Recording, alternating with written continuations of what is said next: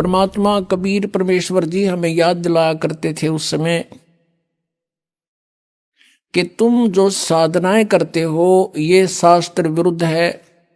ब्रह्मा, श्री विष्णु, श्री शिव जी ये नाशवान है, इनकी जन्म और मृत्यु होती है, ये अविनाशी नहीं है। इस बात से पहले तो हमारे जो श्रोता थे वह दुख मान्या करते, वो फिर जाकर कहते अपने गुरुओं को कि कबीर ऐसे बोलता है, वो कहता है ब्रह्मा विष्णु महेश नाशवान है, इनकी जन्म मृत्यु होती है, इनके माता पिता हैं। तो वो नकली गुरु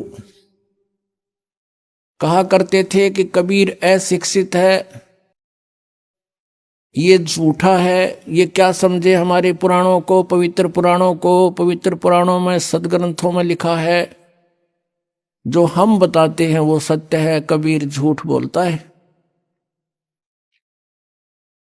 पुण्यात्माओं, उस समय ये बात स्वीकार हो जाना सहज थी कि कबीर परमात्मा संस्कृत भाषा नहीं जानते, अक्षर ज्ञान नहीं था। लेकिन आज हम ये नहीं कह सकते कि उनको संस्कृत भाषा नहीं आती थी, वो तो सब भाषाओं के जानकार हैं, परम विद्वान हैं। वो चींटी और हाथी की भाषा भी समझते हैं, वो सब पक्षी और पशुओं की भी भाषा जानते हैं, पृथ्वी के सभी प्राणियों की भाषा समझते हैं। लेकिन हम परमात्मा को नहीं समझ सके, यह बात न्यों बिगड़गी।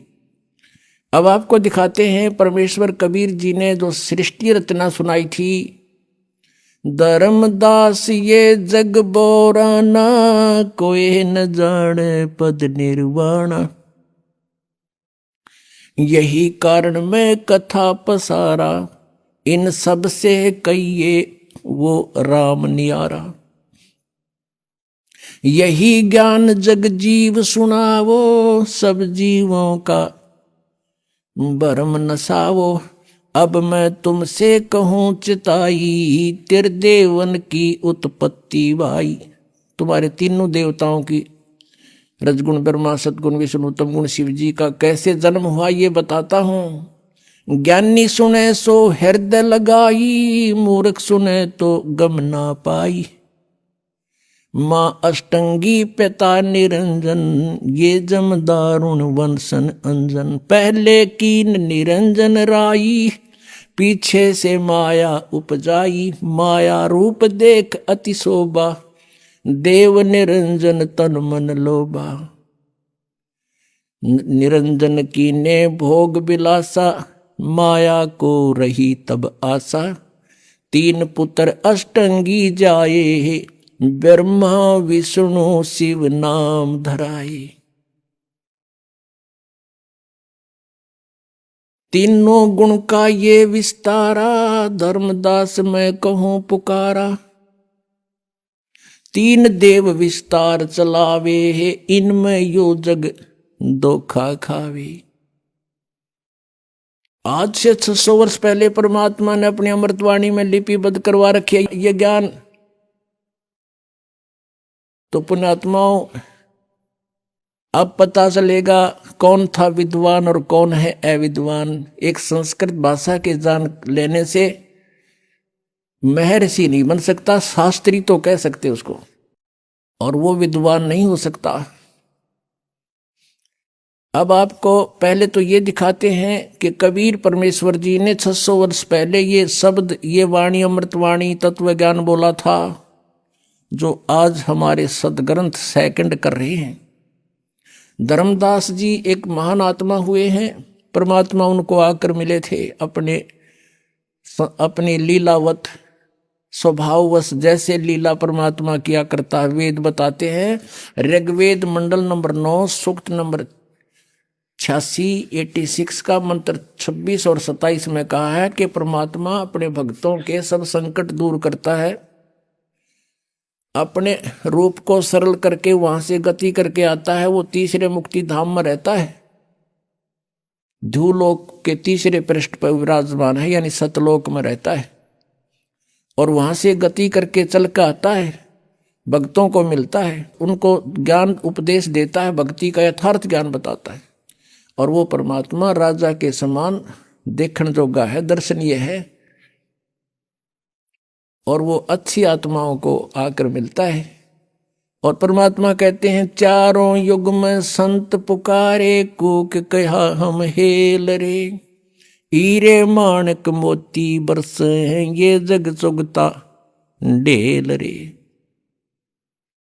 अब परमात्मा परमेश्वर कबीर देव जी, कबीर साहब जी जिन पुण्यात्माओं को मिले, उन्होंने फिर ढोल के डंके पे परमात्मा के प्रचार किया उस सच्चे ज्ञान का।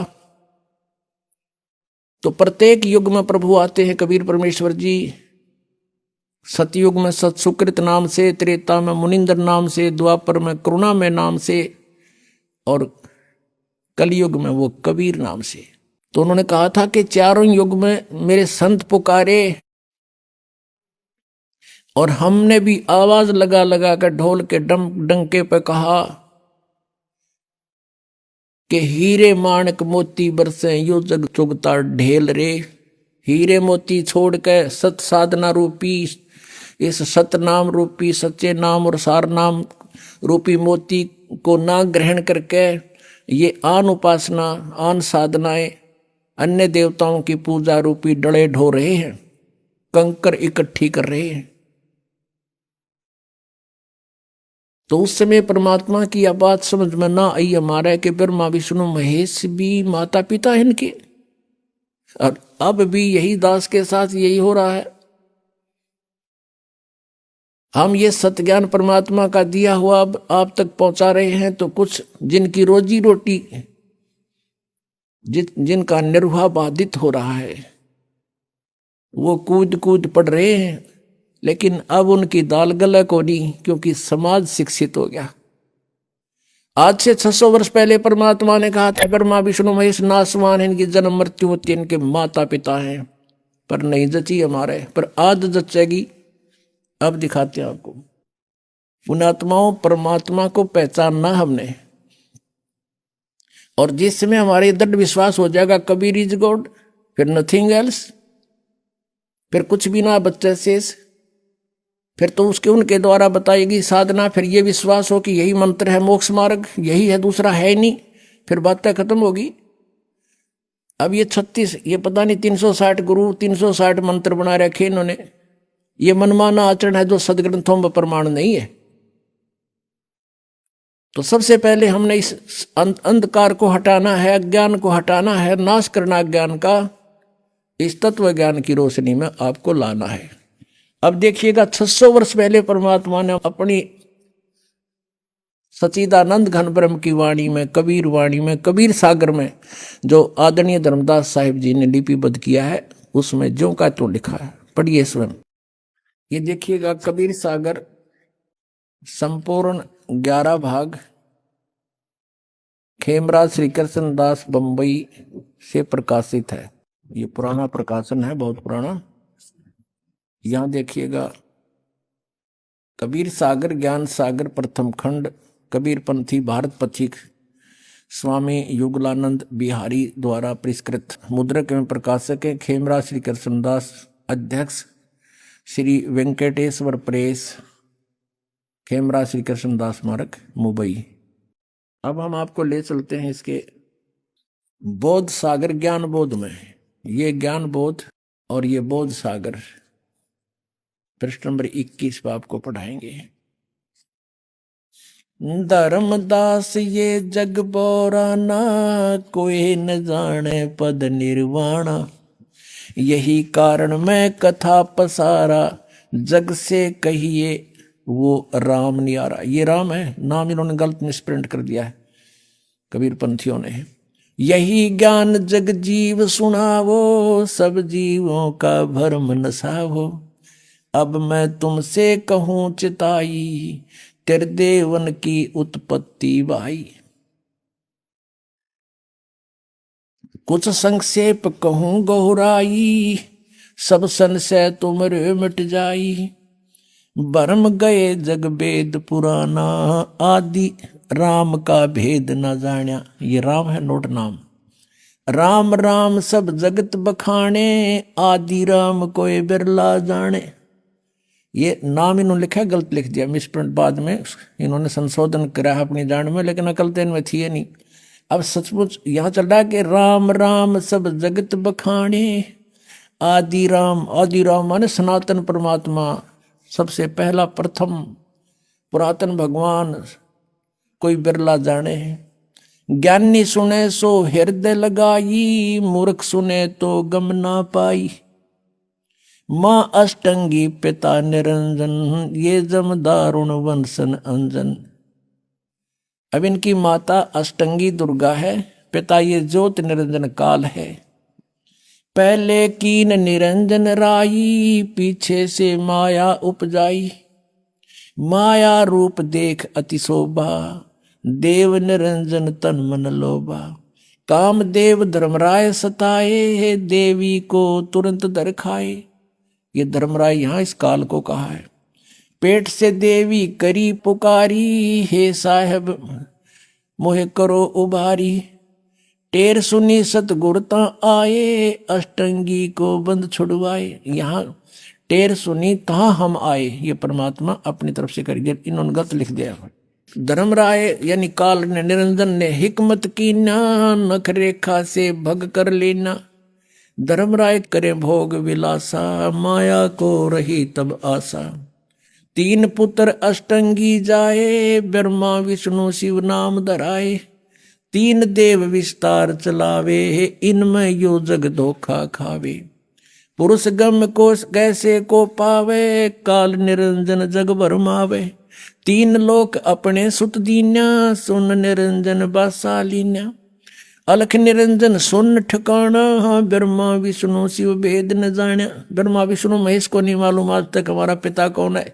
तीन देव सो उसको ध्यावे, निरंजन का वे पार न पावे। अब ब्रह्म साधना ये भी कर रहे हैं पर इनको नहीं मिले वो आज तक।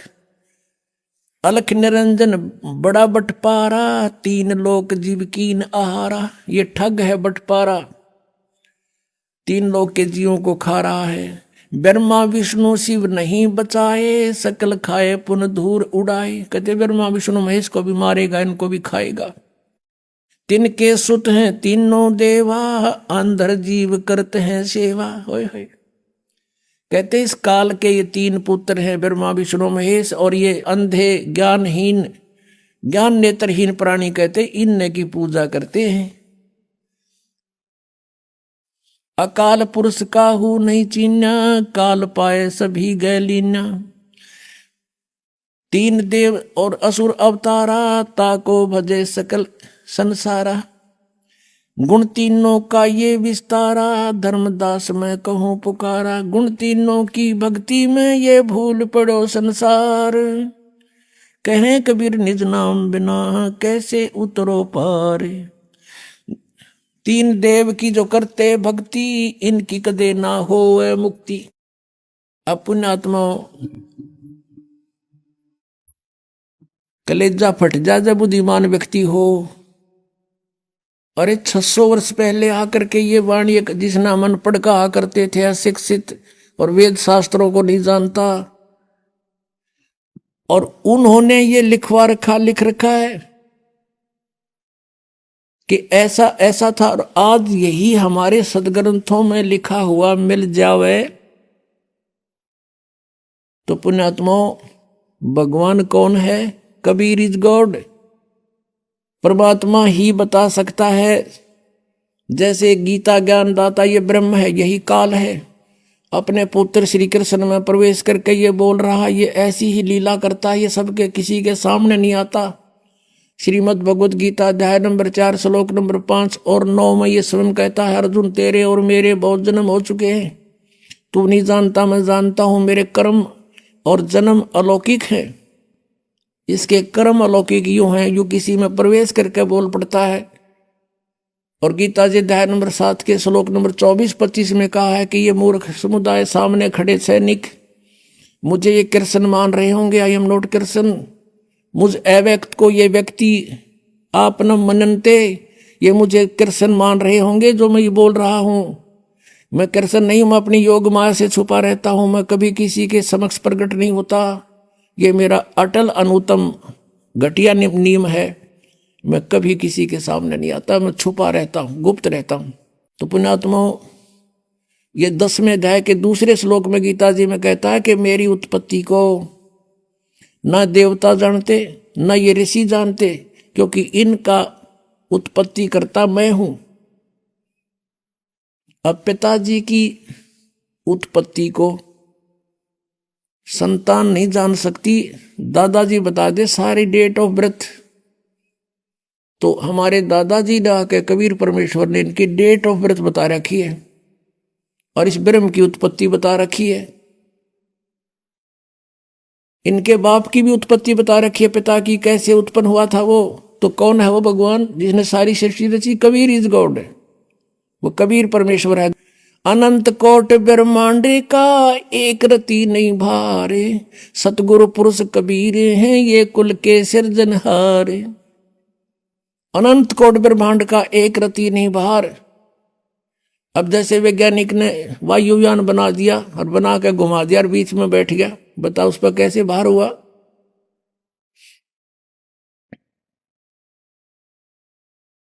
तो उस परमेश्वर ने आके हमारी को सारी ज्ञान दिया सब।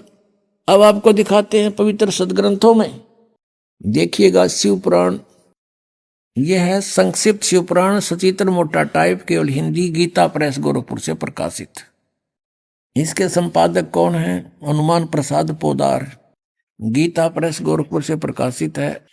रुद्र संहिता आपके रूबरू कराते हैं सदग्रंथ की। संक्षिप्त शिव पुराण पृष्ठ नंबर 98 से 98। इसके लास्ट में थोड़ा सा यहां से लिंक करके आगे चलेंगे। 5वां अध्याय रुद्र संहिता का एंड होता है। अपने पुत्र नारद की यह बात सुनकर लोक पिता में ब्रह्मा वहां इस प्रकार बोले। अब ये 6वां अध्याय शुरू हो गया। ब्रह्मा जी ने कहा, ब्रह्मन अपने पुत्र से कह रहे हैं, ब्रह्मा जी देव शिरोमणे, तुम सदा समस्त जगत के उपकार में ही लगे रहते हो। तुमने लोगों के हित की कामना से बहुत उत्तम बात पूछी है। जिस समय समस्त चराचर जगत नष्ट हो गया था, फिर कुछ भी नहीं था, अंधकार ही अंधकार था। उस समय तत्सद ब्रह्म, यह श्रुति में जो सत्य सुना जाता है एकमात्र वही शेष था। पहले तो ब्रह्मा ने वैसे ज्ञान नहीं था, फिर भी इन पुराणों को हम अभी तक सत्य मानते रहे, उससे ही देखें तत्सद ब्रह्म। अब ये किसके विषय में संकेत है बाद में बताएंगे, पहले हम अपना उद्देश्य देखते हैं। अब 100 पृष्ठ पर देखिएगा। जिस परब्रह्म के विषय में ज्ञान और अज्ञान से पूर्ण, अब ब्रह्मा जी सबसे श्रेष्ठ वक्ता इस ब्रह्मांड का, और वो कहता कुछ ज्ञान कुछ झूठा कुछ सच्चा मैं बताऊं जिसा मुझे पता है। जिस परब्रह्म के विषय में ज्ञान और अज्ञान से पूर्ण उक्तियों द्वारा इस प्रकार विकल्प किए जाते हैं, उसने कुछ काल के बाद द्वितीय की इच्छा प्रकट की। अपने भीतर एक से अनेक होने का संकल्प उदित हुआ। तब उस निराकार परमात्मा ने अपनी लीला शक्ति से अपने लिए मूर्ति की कल्पना की। मूर्ति माने आकार होता है। जो मूर्ति रहित परम ब्रह्म है उसकी मूर्ति ये भगवान सदाशिव हैं। अर्वाचीन और प्राचीन विद्वान उन्हीं को ईश्वर कहते हैं।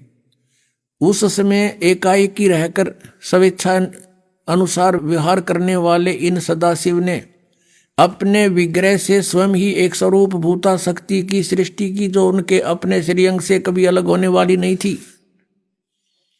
उस पराशक्ति को प्रधान प्रकृति गुणवती माया बुद्धि तत्व की जननी तथा विकार रहित बताया है। वह शक्ति अंबिका कही गई है। उसको प्रकृति, ये प्रकृति शब्द याद रखना, ये दुर्गा के लिए है। यहाँ पर गीता जी के अध्याय नंबर 14 के श्लोक 3, 4, 5 में जब आपको दास सिखाएगा ब्रह्मा विष्णु महेश की उत्पत्ति, वहाँ कोड वर्ड है। ये वहाँ दुर्गा के विषय में कहा है प्रकृति के, ये प्रकृति मेरी पत्नी है, मैं इसके पेट में बीज स्थापित करता हूँ गर्भ में, जिससे सबकी उत्पत्ति होती है। काल बोल रहा है गीता को। सर्वेश्वरी और त्रिदेव जननी, तीनों देवताओं की माता और नित्य और मूल कारण भी कहते हैं। सदाशिव द्वारा प्रकट गई उस शक्ति की 8 भुजाएं हैं अष्टंगी। अब मैं तुमसे कहूं चिताई, त्रिदेवन की उत्पत्ति वाई। माँ अष्टंगी पिता निरंजन, जिसको ये सदाशिव कहते हैं ना, ये सदाशिव ये है वो काल, वो शिव रूप धारण करके प्रकट हो जाता है अपने पुत्र का रूप बना करके। उसकी 8 भुजाएं हैं, शक्ति के 8 भुजाएं हैं। नाना प्रकार के आभूषण उसके श्री अंगों की शोभा बढ़ाते हैं। अब प्रकृति है या प्रकृति जो सारे 8 हथियार रखती है, वो उसकी 8 भुजाएं हैं और अनेक प्रकार के अस्त्र शस्त्र धारण करती है। एकाकिनी होकर भी वह माया संयोग वसात अनेक हो जाती है। जैसे 3 रूप और बनाए थे इसने, सावित्री, लक्ष्मी और पार्वती के। जो वे सदाशिव हैं उन्हें परम पुरुष ईश्वर, शिव, शंभु और महेश्वर कहते हैं। अब यहां क्लियर होगा इसका। अब ये हम 101 पर आगे पढ़ते पढ़ते 101 पृष्ठ पर रुद्र संहिता, और ये 6वां 7वां अध्याय चल रहा है। वे अपने सारे अंगों पर भस्म रमाए रहते हैं। उन काल रूपी ब्रह्म ने, हो गया क्लियर, वो काल रूपी ब्रह्म है, ब्रह्मा विष्णु महेश का जो पिता है, दुर्गा का पति है। काल रूपी ब्रह्म ने एक ही समय में शक्ति के साथ, नाथ नहीं है, शक्ति के साथ शिवलोक नामक क्षेत्र का निर्माण किया था। उस उत्तम क्षेत्र को काशी कहते हैं। वे प्रिया और प्रियतम रूप, वे दोनों पति पत्नी के रूप में शक्ति और शिव, दुर्गा और ये काल रूपी ब्रह्म जो परमानंद स्वरूप है, उस मनोरथ क्षेत्र में नित्य निवास करते हैं। आगे देखो, देवर से एक समय उस आनंद वन में रमण करते हुए शिवा और शिव के, दुर्गा और काल के मन में यह इच्छा हुई कि किसी दूसरे पुरुष की भी सृष्टि करनी चाहिए, कोई संतान उत्पन्न करनी चाहिए, जिस पर यह सृष्टि संचालन का महान भार रखकर हम दोनों केवल काशी में रहकर स्वेच्छा अनुसार विचरें और निर्वाण धारण करें। ऐसा निश्चय करके शक्ति सहित सर्वव्यापी परमेश्वर शिव ने, काल रूपी ब्रह्म ने अपने वाम भाग के 10वें अंग पर अमृत मल दिया, यानी पति पत्नी व्यवहार किया। फिर तो वहां से एक पुरुष प्रकट हुआ, यानी पुत्र। यहां देखिएगा 102 पृष्ठ पे। अब हम यहां पढ़ेंगे, थोड़ा सा लेंगे। शिव ने कहा, उस उत्पन्न बालक से कहा, शिव ने कहा, वत्स बेटा, व्यापक होने के कारण तुम्हारा विष्णु नाम विख्यात हुआ। अब दुर्गा और काल से विष्णु का जन्म सिद्ध हुआ। अब देखिए ये 6वां अध्याय समाप्त हुआ। अब 7वें में आते हैं। ब्रह्मा जी कहते हैं देवर से, तत्पश्चात कल्याणकारी परमेश्वर सांब सदाशिव ने, यानी उस काल ने दुर्गा से संयोग करके जैसे विष्णु उत्पन्न किया, पूर्ववत प्रयत्न करके मुझे अपने दाहिने अंग से उत्पन्न कर दिया। अब पुण्यात्माओं, अब कोई शंका रही आपके कि कौन है इनका दादा, कौन है इन सब की सृष्टि, सबकी उत्पत्ति का जानकार? और परमात्मा बिना सर्वज्ञ नहीं हो सकता, सबको जानने वाला केवल कबीर इज गॉड। अब यहां पर 2 तो कंसेप्ट क्लियर हो गए कि विष्णु और ब्रह्मा की उत्पत्ति होगी इस काल से और दुर्गा के संयोग से, ये इनके पुत्र। अब तीसरा रह गया शिव। अब यहां अनुवाद करता विचलित हो गया। मूल संस्कृत पाठ में सही लिखा है, अब इसने अनुवाद करता केवल हिंदी है इसमें, इसने यहां गड़बड़ी कर दी। सोचा कि शिव से शिव की उत्पत्ति लिखूंगा तो मैं पागल कहूंगा, इसने वो टाल मटोल कर दी। परमात्मा कहते हैं चोर चुरावे तूंबड़ी और गाड्डे पानी में, वो गाड्डे हुआ ऊपर आवे न सच्चाई छनी ना। एक चोर ने तुम्बा चुरा लिया, सूखा तुम्बा, ये मतीरा हुआ अगर जैसे पेट तुम्बा होता, बहुत बड़ा एक फल होता है, वो सूख जाता है, उसके अंदर से बीज निकाल देते हैं, तो वो सूख कर बिल्कुल एक गेंद जैसा हो जाता, अच्छी बड़ी गेंद जैसा। उसने चुरा कर उसने सोचा पानी में लुको दे, छुपा दे। वो गोता मारे और पानी में नीचे छोड़ का और ऊपर आ जाए उससे पहले। तो कहते हैं चोर चुरावे तुम बड़ी गाड्डे पानी में, वो गाड्डे वो ऊपर आवे नो सच्चाई छानी ना। अब आपको दिखाते हैं ब्रह्मा विष्णु महेश से अन्य है जो इनका पिता है। अब देखिएगा वही रुद्र संहिता, ये वही शिवपुराण है, संक्षिप्त शिवपुराण 110 पृष्ठ पे रुद्र संहिता चल रहा है। अब यहां हम 9वें अध्याय में आगे लास्ट में, इस प्रकार ब्रह्मा विष्णु तथा रुद्र इन 3 देवताओं में गुण हैं, परंतु शिव गुणातीत माने गए हैं। रजगुण ब्रह्मा, सतगुण विष्णु, तमगुण शिव, ये भी सिद्ध हो गया इन तीनों में गुण है, परंतु वो शिव यानी सदाशिव, ये काल रूपी ब्रह्म, ये इन तीनों से अलग है। यहाँ पे रुद्र शब्द लिख के इन्हें फेर गड़बड़ी कर दी, इन्हें सोचेंगे रुद्र तो अलग है कोई, आगे इसका कंसेप्ट और क्लियर कर दिया। अब जैसा कि आपको रह रहकर दास ज्ञान कराता है, लेकिन आप विद्यार्थी हो, कई बार ऐसा होता है कि आप सत्संग अटेंड नहीं कर पाते, उस समय वो टॉपिक चल पड़ता है। कैसे भ्रमित हैं, कहते हैं 3 देव सो उसको ध्यावे, निरंजन का वह पार नहीं पावे। ऋषि मुनियों ने परमात्मा प्राप्ति के लिए वेदों को पढ़ा, ओम नाम को पूर्ण परमात्मा का मान लिया, ब्रह्म को सुप्रीम गॉड मान लिया, हठ योग किया, ओम नाम का जाप किया, लेकिन कुछ भी हासिल ना हुआ। तो जैसे क्या हुआ, समाधि लगाते थे, मेडिटेशन करते थे, समाधिस्थ हो जाते थे। तो ये काल कैसे छल करता है, किसी को ब्रह्मा के रूप में दर्शन दे देता है समाधि दशा में, तो वो कहता है Brahma is God, Brahma is God, Brahma ही परमात्मा है, तो छुपाए बैठे अपने आप को, मैंने समाधि में देख लिया ये तो भगवान है। अब इससे ब्रह्मा जी की प्रभुता होगी, ब्रह्मा जी के भी चौड़ी काख होगी कि मैं भगवान हूं। उधर से ये काल क्या करता, किसी दूसरे ऋषि को विष्णु जी के रूप में दे दिया दर्शन, अपने पुत्र विष्णु के रूप में। उसने सब जगह ढिंडोरा पीट दिया कि ये खुद मालिक है, ये पूर्ण परमात्मा है, हजरो अमर है, यही सर्व शक्तिमान है, यही 3 रूप बना लेता है, ये विष्णु इज गॉड। इस बात से विष्णु जी फूल गए, आई एम गॉड। किसी को अपने पुत्र शिव के रूप में दर्शन दे दिए तो उसने शिव जी को सर्वेश्वर बता दिया, महेश्वर मृत्युंजय काल सर्वेश्वर बता दिया। इसी बात के भ्रम से एक बार ब्रह्मा ने कहा विष्णु जी को जाकर के, मैं तेरा बाप, तू खड़ा होकर मेरा सत्कार नहीं करता। विष्णु जी कहते मैं तेरा बाप, तू मेरी नाभि कमल से उत्पन्न हुआ है। ब्रह्मा कहता मैं सारी सृष्टि का रचने वाला हूं, तू मेरा पुत्र है। इस बात पर गुट बाज गया, दोनों का झगड़ा हो गया। तो जब काल ने ब्रह्म ने देखा कि ये तो लड़ मरेंगे, उन्होंने उसके बीच में एक पिलर खड़ा कर दिया, तेजों में स्तंभ। ये लड़ना छोड़ गए, उसकी ऊपर नीचे ढूंढने लगे, खोज करने लगे इसका एंड कहाँ है। कहीं एंड ना मिल रहा, ब्रह्मा ने झूठ बोल दी। वो तो एक लंबी कहानी हम बताते हैं। फिर क्या हुआ कि ये काल आ गया सदाशिव रूप में, अपने पुत्र के रूप में प्रकट हो गया, शिव के रूप में,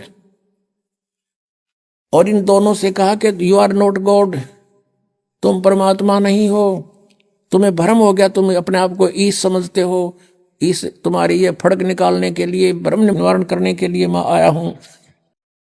इसके लिए आपको विद संस्कृत दिखानी पड़ेगी। या शिव पुराण देखिएगा, ये प्रथम भाग है शिव महापुराण, हिंदी टीका सहित। श्री शिव महापुराण विद्या अवरिधि पंडित ज्वाला प्रसाद जी मिसर कृत, हिंदी टीका सहित, खेमरा श्री कृष्णदास प्रकाशन बंबई। इतने से अब हम इसमें थोड़ा सा लिंक देखेंगे। एक बार ब्रह्मा और विष्णु का युद्ध हो गया। अब यहां इसके 11 पृष्ठ पे विद्वेश्वर संहिता,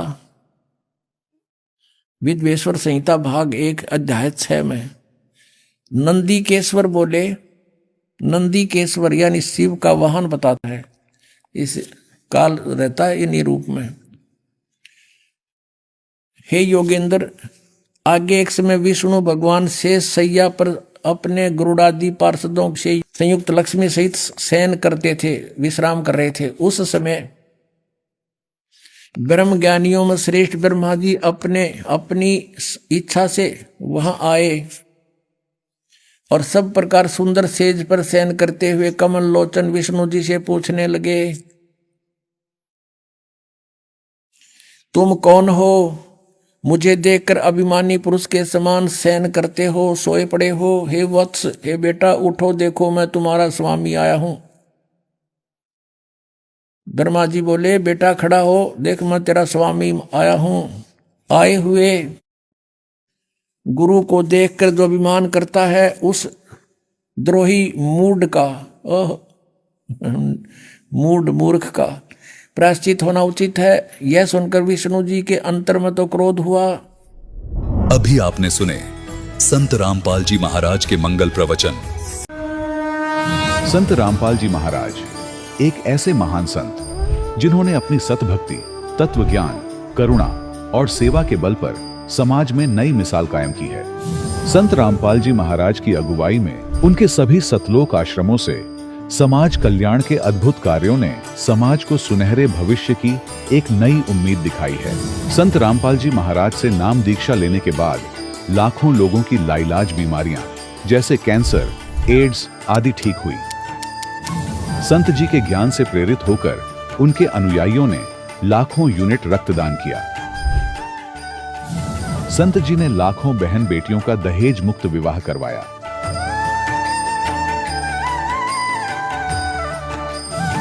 संत जी ने लाखों लोगों का नशा छुड़वाया, करोड़ों उजड़े परिवार बसे। संत जी के आश्रमों में समागम के दौरान निःशुल्क नेत्र चिकित्सा, दंत चिकित्सा प्रदान की जाती है। संत रामपाल जी महाराज द्वारा समय समय पर पर्यावरण संरक्षण के उद्देश्य से बड़े स्तर पर वृक्षारोपण किया जाता है। संत जी ने जरूरतमंदों को तत्काल राहत पहुंचाने के लिए एम्बुलेंस सेवा शुरू की। संत जी अपने अनुयायियों को देहदान के लिए प्रेरित करते हैं, जिससे मानवता की सेवा और चिकित्सा क्षेत्र में सुधार हो सके। संत रामपाल जी महाराज के सभी आश्रमों में हर रोज निःशुल्क भंडारा आयोजित किया जाता है, जहां हर वर्ग, हर जाति और हर धर्म के लोग एक साथ बैठकर भोजन करते हैं।